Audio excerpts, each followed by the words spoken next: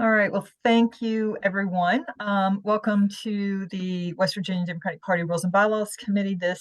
Today is September 28th, 2023.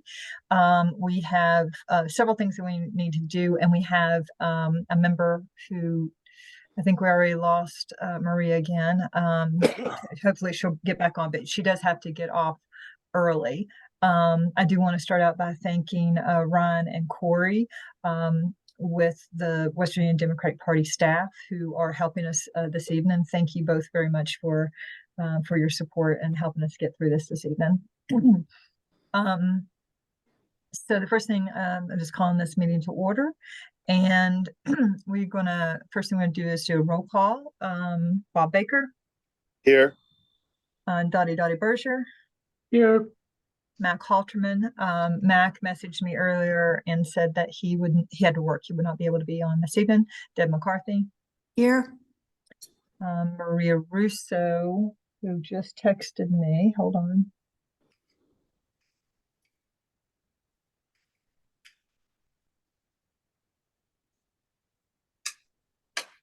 Okay, so she was on earlier and then got booted off and then tried to get on and was booted off again. So apparently her connection she's in the car and it keeps dropping. So she's not going to be able to participate, but she did text me her availability for the discussion on meeting times that we're going to have in just a little bit.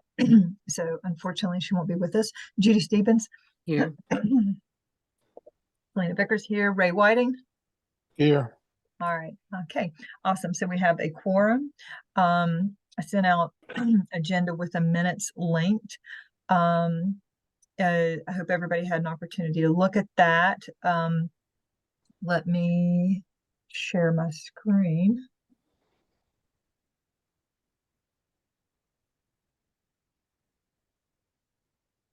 I hope I did that correctly. You guys looking at the agenda, draft agenda? Yes. Okay. All right. So I would like to, I put this in order of like old business and the new business because it's supposed to go that way. But I would, with your all's permission, like to move this until after we talk about the state convention stuff. Would that be okay with you guys? Yep. All right. Hold on.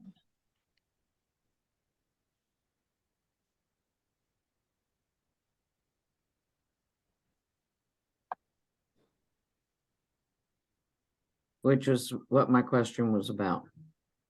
Okay. I'm sorry, I haven't got to you on that yet. I took the hand down. It's okay. Okay. All right. So assuming we have time to get to all of this, because we need to kind of have a little bit of a hard stop around 7:30. Is there a motion to approve this agenda for this evening?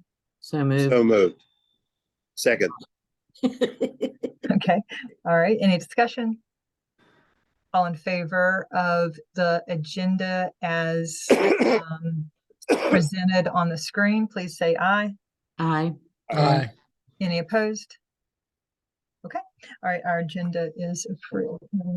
I'm sorry, who seconded that? Bob. That was Bob. Thanks, that's what I thought, but I wasn't sure. Yeah, we were doing harmony. Right. No, she beat you fair and clear. I saw her on the screen. And Okay. then I heard a voice. I thought it was yours, Bob, but I wasn't sure.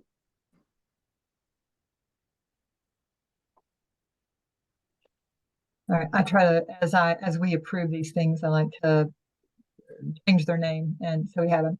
Okay, so the next thing we're moving to is the minutes. I'd like to thank our awesome new secretary, Dottie Berger, for the minutes to the August meeting. These were also sent out. If there are there any questions or anything, or can we move to approve the minutes?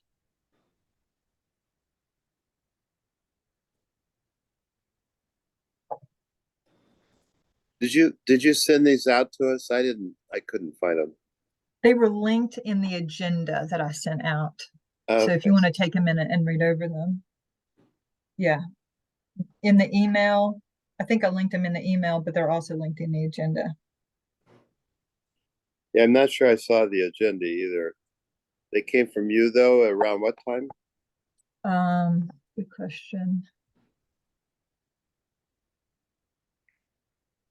Around 3:30.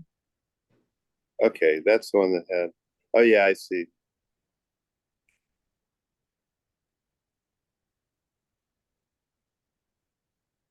There's the agenda.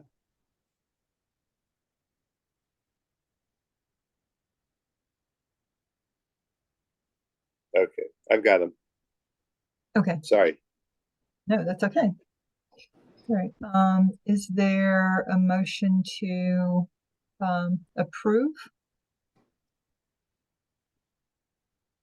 the minutes as presented? So moved. Is there a second?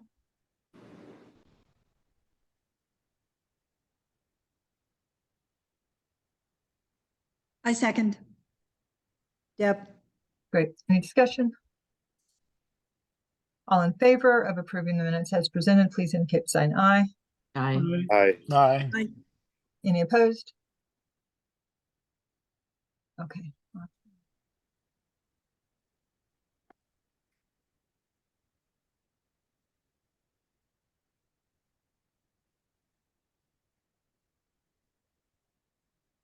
All right, got that done. All right, next thing on our agenda is we were going to have a discussion about a regular meeting date and time. As of right now, we set very early on that we were going to meet the second and the fourth Thursdays, 6:30. No more than an hour. We were hoping to try to keep it at an hour and a half, and then possibly go longer if needed. But like the goal was an hour and a half. So I've heard from Maria that Thursdays are a little rough for her. Now she texted me because she wanted to be here but this is what she said. I would prefer to meet monthly. Tuesdays are best for me. Can try to be flexible. And then in parentheses she said call off of my other commitment if it's another day, but would be easier to do if it's only monthly.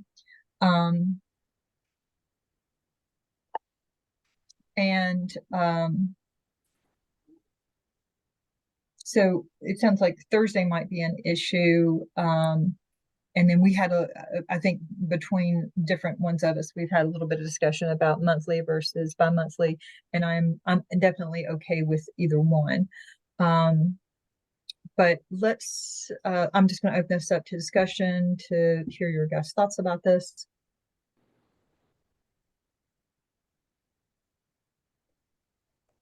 Well, I'm okay Monday, Tuesday, Wednesday, or Thursday. And actually, I'd be okay other days, but I prefer not to do them. Whether it's 1 or 2 meetings a month doesn't make much difference.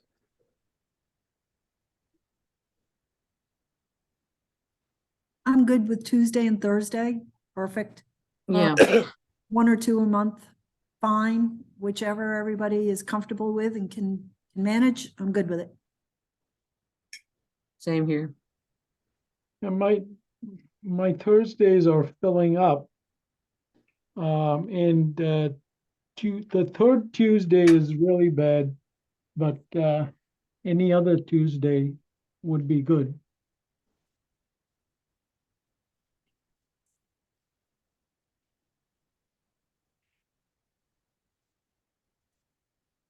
Well, what do you think about, since she said Tuesdays are good, what do you think about shooting for the fourth Tuesday?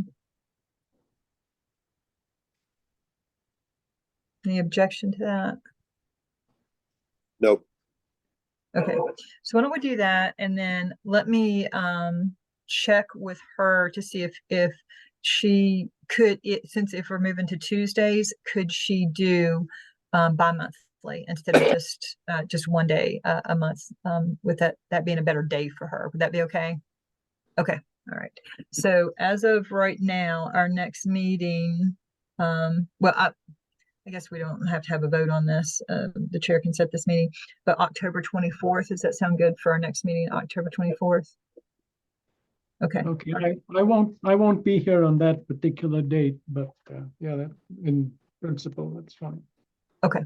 All right. All right. That sounds good. And is our timing okay? The 6:30 still work well? Okay. All right. Okay. Very good. All right. Well, okay. So now we're moving on to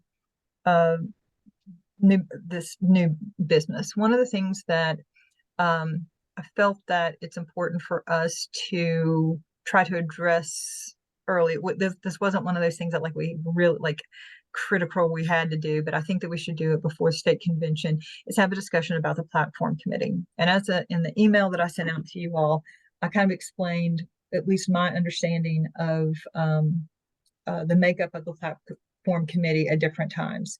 Now, keep in mind the state. This is specific to the state convention, which only happens every 4 years. It happens in the year that we have presidential elections. It is the biggest Democratic event in the state every 4 years. You have every county sends delegates to the state convention. The state convention is written up in the state code. One of the things that the state code says that parties do is every 4 years write their platform. And at least this group has been very adamant that we want to make sure that we're including the grassroots at every level, right? As much as possible. So when I first became involved in the West Virginia Democratic Party, like, the nuts and bolts of it was in 2016. And at that time, the way that you were on the platform committee, it was an appointment from the chair of the party. And Belinda, the chair of the party at that time, appointed me to the platform committee. Then there were a series of challenges to a lot of different things in the bylaws. And one of the issues that, we wanted was opening up that platform, who could participate in the platform. That was changed right about the time that affirmative action committees and plan stuff was put in there. And it was changed that the platform committee would be the entire state executive committee plus the affirmative action committee.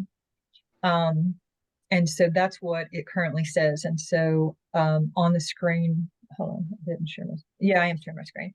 In yellow here, here's the part of the bylaws that specify. Actually, let me go to this part of it.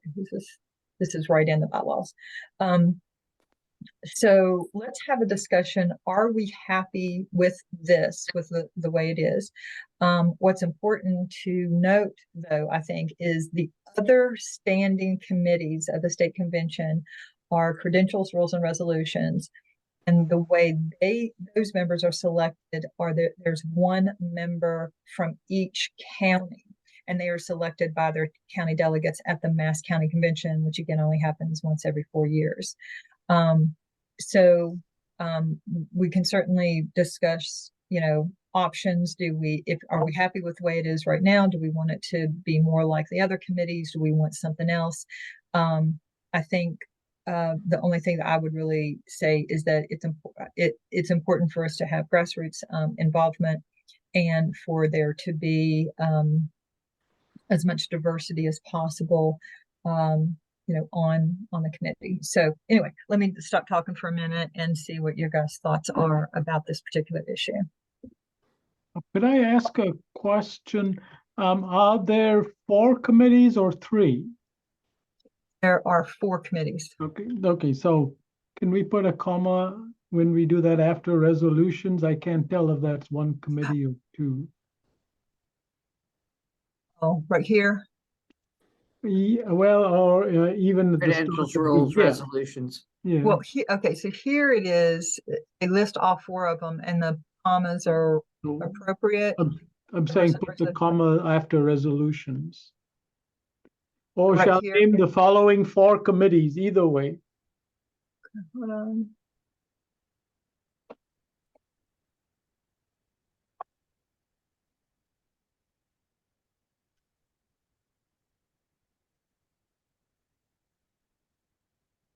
Oh, that's not what I wanted to do.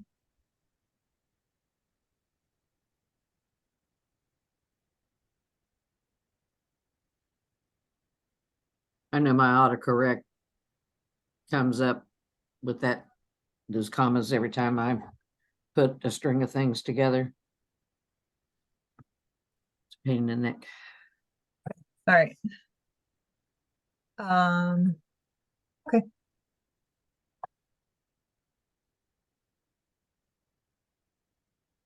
All right, so to the platform committee.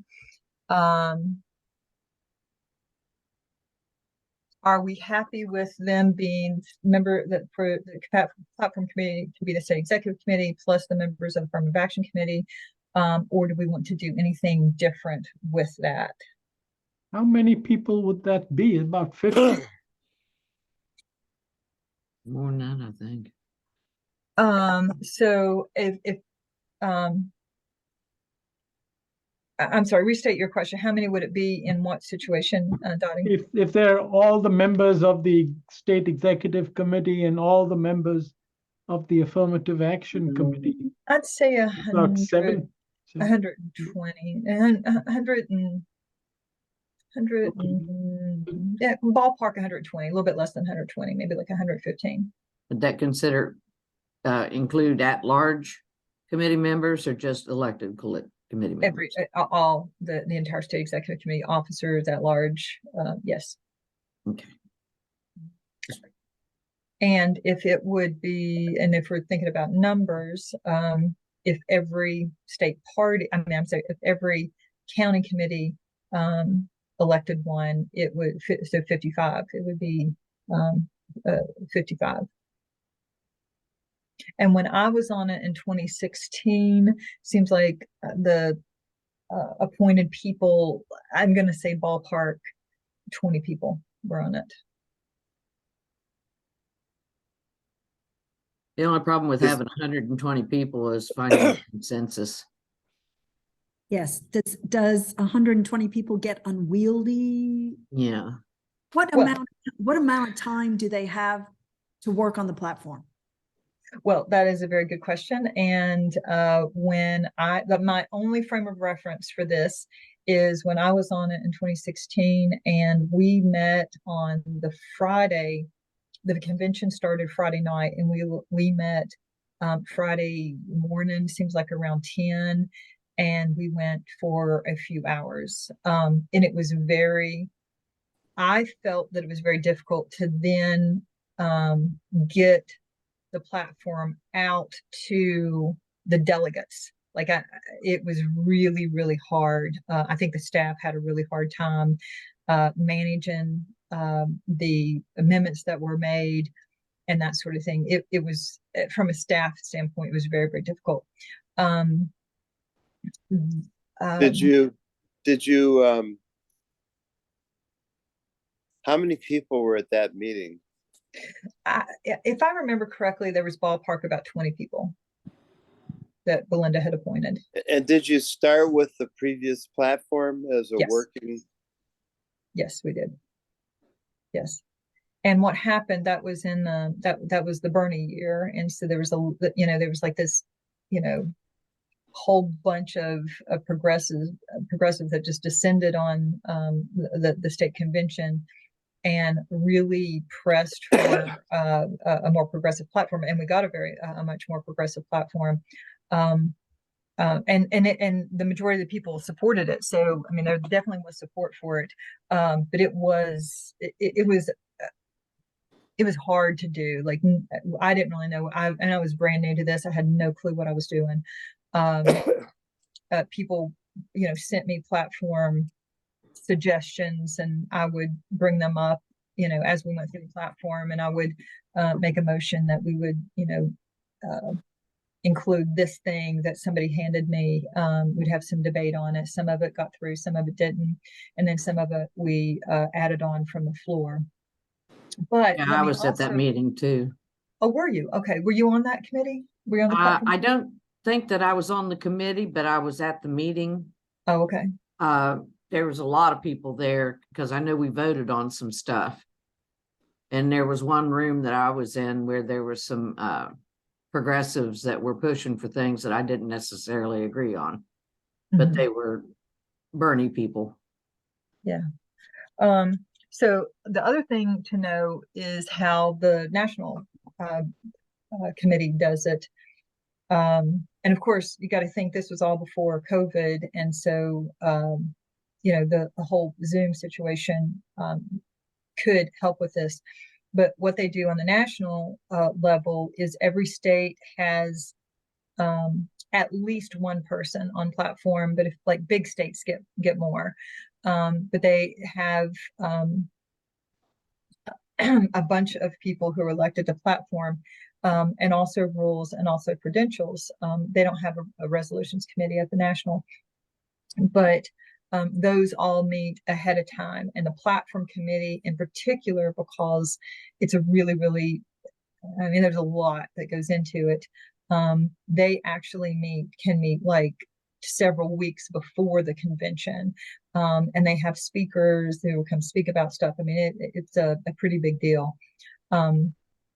But we will choose at our mass convention. That's in March, and this convention's not till June. So there would be time for people to have at least Zoom platform meetings or Zoom resolutions and different things. I mean, I think that would be more manageable, and from a staff standpoint, it makes a lot of sense to have these meetings ahead of time and have all the documents together and get those out to the delegates well before the convention actually starts.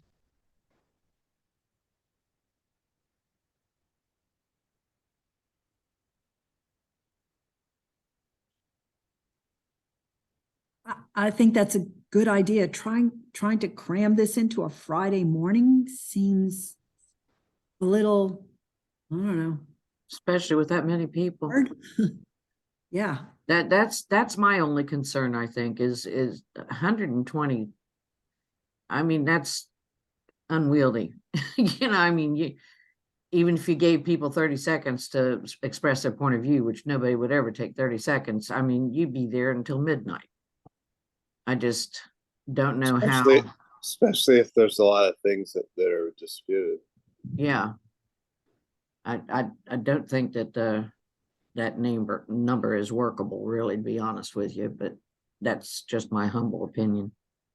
But if you pare it down to the minimum, how are you assured to have a diverse representation? If one person from each county gets sent and half of those show up, that's 27, 28 people. Does the diversity look, you know what I mean?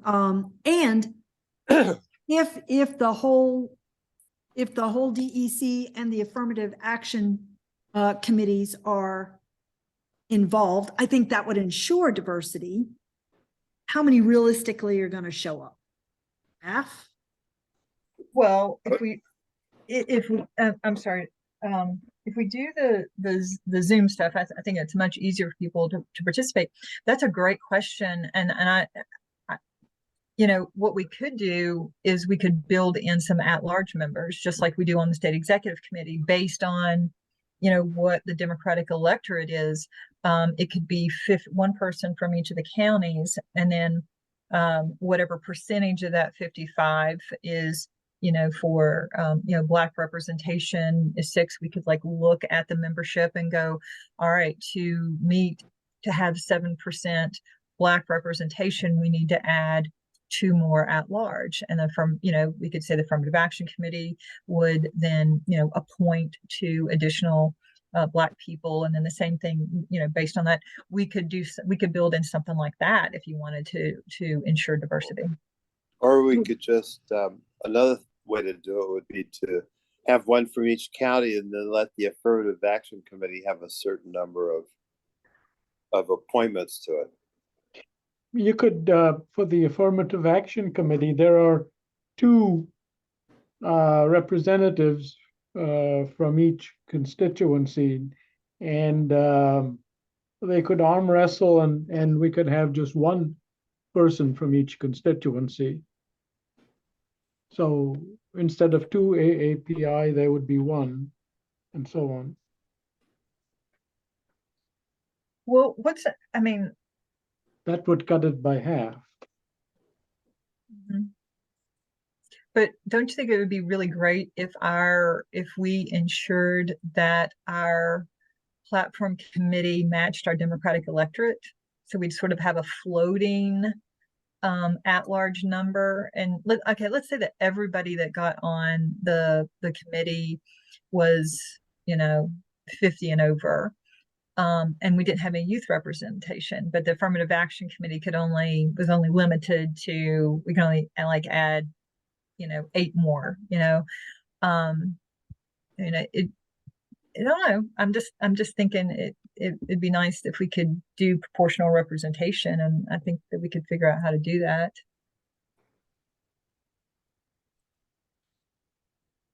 Well, there's no argument that we should try to have the broad base of the party represented. The question is, how do you do that and still have a reasonable number of people on a committee? I mean, having 150 is a problem. Oh, I'm sorry. I thought we were talking about doing the county thing where there's only 55, and then we add at-large members to make it proportional. So, I mean, there might be 70, maybe, probably not even that many. I know that some counties are already pretty diversified as far as, I know Wood County is. Of course, we're probably an outlier, but I know there's a good bit of diversification in ours. Mm-hmm. Raleigh County is pretty diversified too, but it's hard to know when you choose, if every county chooses just one person for the platform committee, it's hard to know that the platform committee itself would turn out to be diversified. This is true. I don't dislike the idea of trying to choose at large later, but I think it's going to be hard to find out just what minorities or diversity is on the 55 people chosen by the counties, and then figure out what the appropriate number of at-large people is. Just as a practical matter, not as a theoretical matter. Well, I don't think the second part of it would be hard. I think the first part of it would mean that when the counties report, they would have to be trained to be specific in when you report out on the platform, or who's your platform person. If we go with this county's picking them, please include their age and which diversity, if any, do they identify with, and to get that information. Once we have that information, that goes into a database.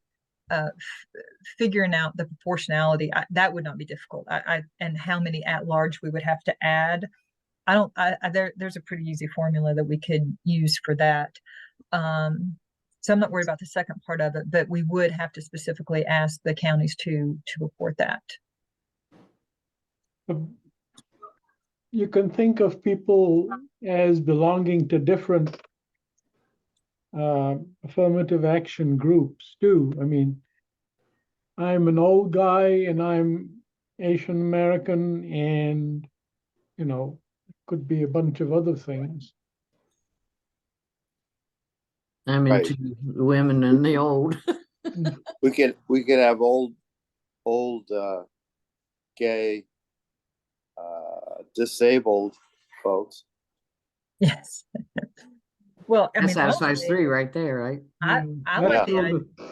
I like the idea of asking that of, I like the idea of us gathering that information that people choose to share. And if they don't want to share it, they don't have to share it. Yeah. I think we need their age and their gender. But aside from the other stuff, if they don't want to report it, I don't think they should have to.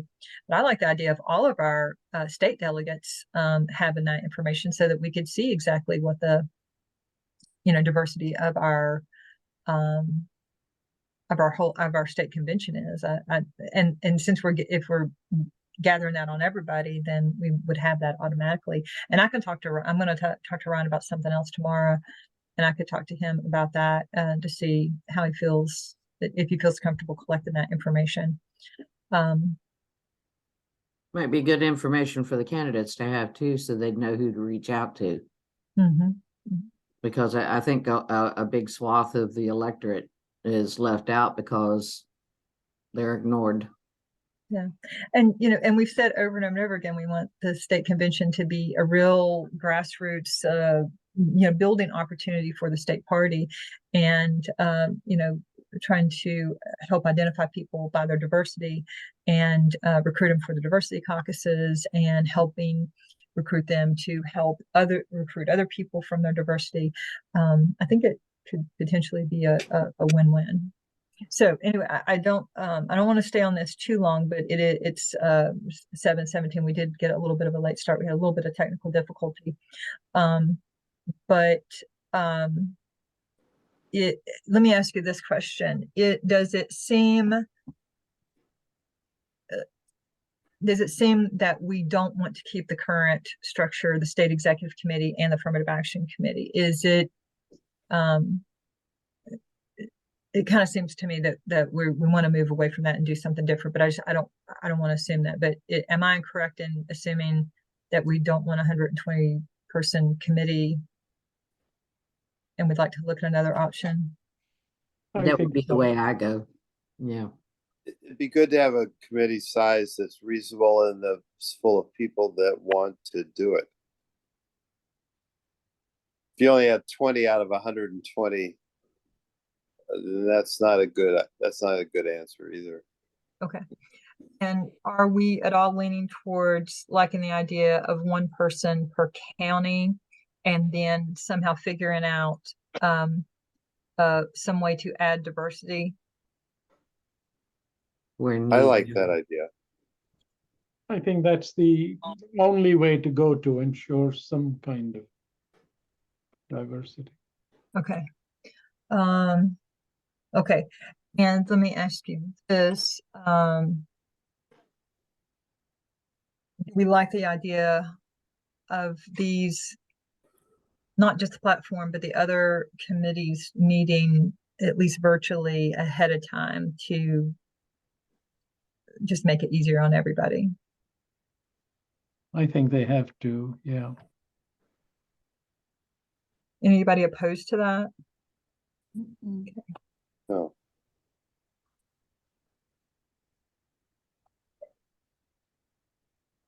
Yeah, get everybody on the same page. Or in the same book anyway.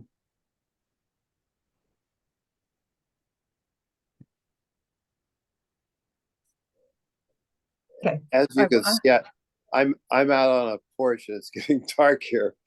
I'm gonna go try to turn on a porch light maybe so that I can be seen a little easier.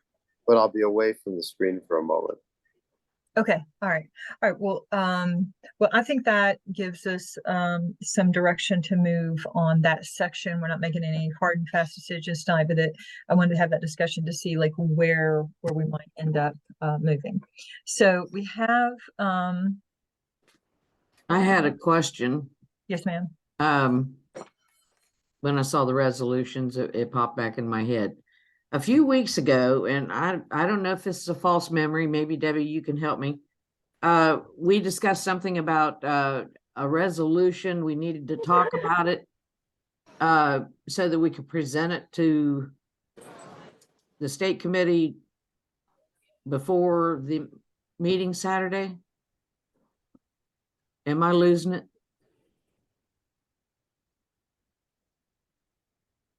Did you hear me, Debbie? Yeah, yeah. I'm trying to think. I'm trying to think. Because No. there was a good bit of discussion about it. I Hang on. thought- Well, now let me ask you something that I was looking back over the minutes today because you had mentioned that to me earlier, Judy. We discussed, we spent quite a bit of time talking about the resolutions committee, and we don't have that ready yet. But Okay. I was wondering if maybe that's what you were thinking of. That It probably was. okay, all right. Because I remember we talked about it at length and stuff, but and you know, given how much advance notice, you know, we would be given to the state party, you know. Oh, yeah. I bet you that's the resolutions committee. Oh, and I meant to tell you, yeah, we just didn't have time to get that. They Mike needed to get the notice out for this meeting. I talked to him about maybe moving this meeting back a little bit, which would give us an opportunity to finalize our most recent things that we wanted to do and then get them out 30 days to the state executive committee, which is what we're required to do. They have the arcade dinner coming up in October, so he was concerned about moving that. We can always have another meeting, you know, later on this fall, a Zoom meeting to do that. So I didn't press it because you know, he really wanted to get this meeting in and so that they could focus on the arcade dinner, which is a huge fundraiser, and certainly we support that. So anyway, that I know that we had hoped to be able to get another batch out to the state executive committee, you know, for their next meeting. The timing just did not work out. But I think that's probably what you're thinking of, Judy. Yeah, I think you're right. The resolution's what stuck in my head.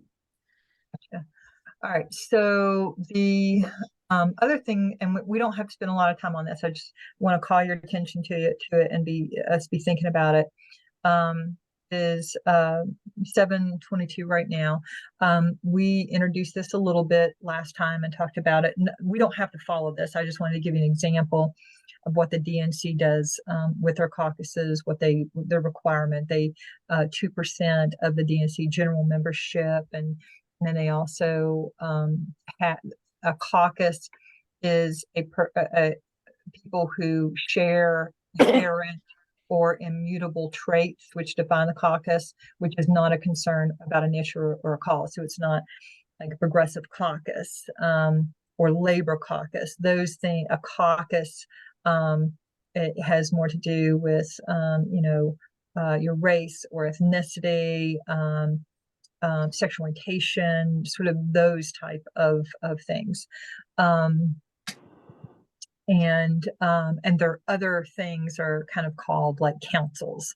And we've talked about developing those, but in terms of our diversity caucuses, one of the things that we have said repeatedly is in terms of like needing to provide structure for them. And so as of right now, the only structure that I'm going to turn this off right now, only structure that they have is choosing co-chairs of different genders. That's basically the only structure whatsoever that they're given. So, you know, when do they elect their chairs? Do we want them to have co-chairs or like a chair and a vice chair? How often do they have to meet? What is the requirement for you know, for a caucus? Is there a certain percentage to join a caucus? Is there an affirmative action that people have to do, like fill out a membership form? There's lots of questions about that we could do to help provide structure for the diversity caucuses so that they're not flailing. I also want to be very clear. I don't want to like control the caucuses in any way, but I do think that we need to provide some structure, some general framework for the diversity caucuses, so that they're all, you know, electing their chairs at the same time, about the same time, And that's, they have a requirement of how often they're required to meet and things like that. So let me just open this up to some conversation. And again, we're tight on time, maybe about 5 minutes. Could we have a conversation about diversity caucuses? Here, I was in Yes, the wrong yes. section. Go ahead.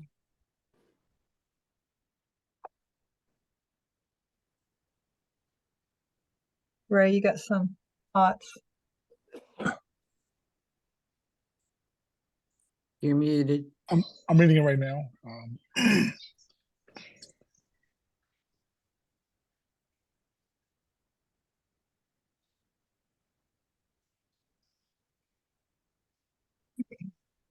So, This okay to me? okay. Well, let's talk about co-chairs versus having a chair and vice chair. The idea of co-chairs is a very, very I'm sorry, I did not see your hand when I started talking, Bob. Go ahead. Oh, okay. Having been a co-chair of the senior caucus for the first year of its existence, I think that co-chairs works fine if both chairs are on the same page completely, but that's not something that always happens. I think it maybe makes sense to have a chair and a vice chair of different genders, and maybe provide that if the chair resigns, that the vice chair becomes chair, or something like that. But before a new vice chair could be chosen.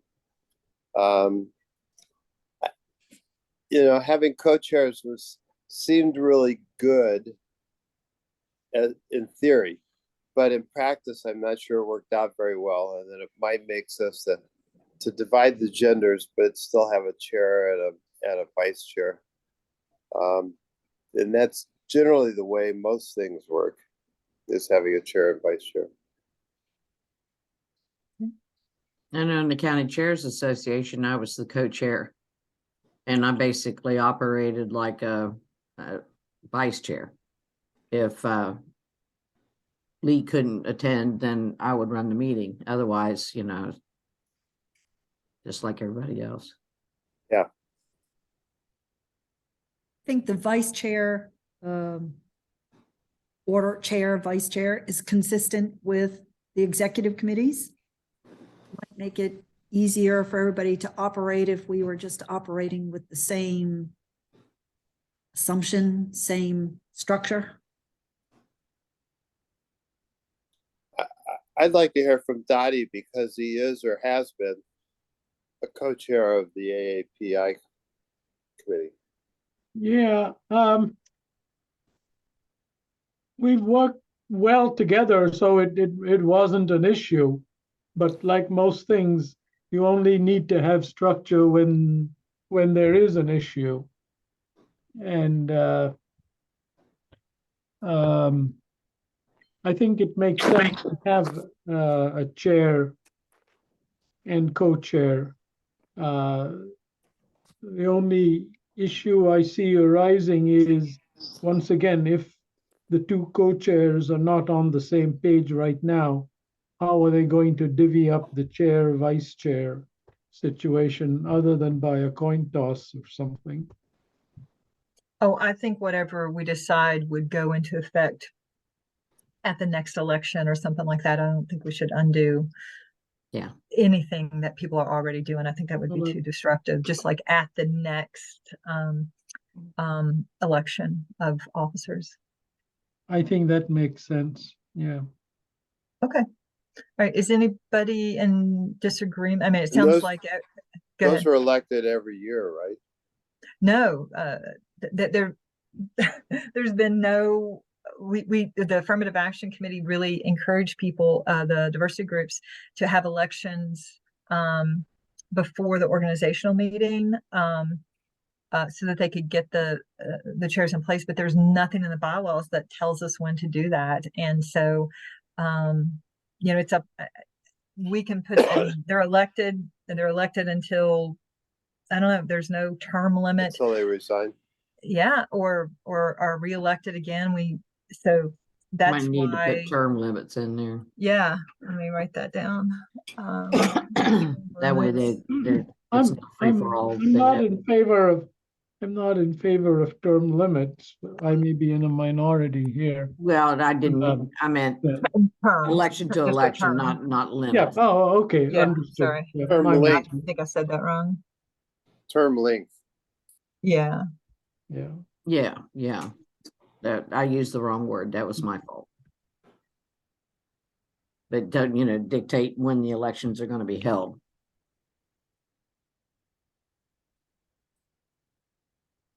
Okay, when are elections held, and what do you think about how often the caucus is required to meet? County committees are required to meet quarterly. I think that county committees have a lot more responsibility in diversity caucuses, you know, but I think, you know, at least like twice a year or something like that, we could build in how often they meet. Okay. I think that sounds good. Yeah, because from what I've heard up here, with the exception of the AIPI, the caucuses don't meet. The senior caucus meets almost pretty much monthly with an occasional missed month. So did the disability, women's caucus were a little hit and miss, but for the most part, The about LGBTQ, every I other. heard there was problems there, but that could have changed. Well, I'm going to type in also here purpose, because I think we need to address the purpose. When I was, you know, working to make all this stuff happen, I had in my mind what the purpose of the diversity caucuses were, and they certainly could expand on that. But I think that some of the diversity caucuses initially, especially, struggled with what are they supposed to do, and I think us outlining some of that would be helpful. Yeah, that's a good idea. Okay. Yeah. All right. We'll work on this, and we can continue to talk about that. All right, so we're at 7:32. I'm going to stop sharing my screen. All right, so we pretty much went over everything that we wanted to. We haven't made any hard and fast decisions, but we'll come back with some specific language to look at. Let me ask you this for our next meeting, which I think is going to be October the 24th. Do you want to have a conversation there about what options do we have with party flippers? With what? Party flippers. Oh, I mean, what would we have the power to do? You know, that I'm very interested in that. I mean, I'm happy cutting anybody out, but I don't want to threaten it if I can't really do it. So yeah, you need to put your money where your mouth is, but you know, How much money have people gotten from the party that have been running that have flipped? I have no Or have they idea. gotten it other ways? They probably get They it through. run as a Democrat, and so they raise money that way from Democrats. But I think that would be hard to